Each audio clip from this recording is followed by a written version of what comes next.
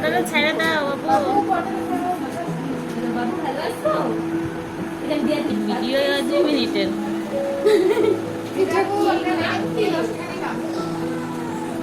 রানিও না আগে করছিল নাকি? তাহলে দেখা যায় একটু উপরে পুরান ভালো লাগে। আমার ছোট বোন উপরে ফোরাইছে ভালো লাগে। আগে করে দিন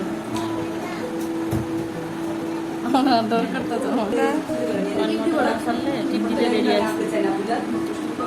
তো ওর আগে তোমাদের বলবো।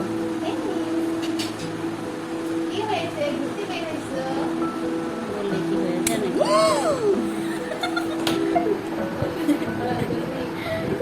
আমরা আজকে একটা ব্যথা করবো।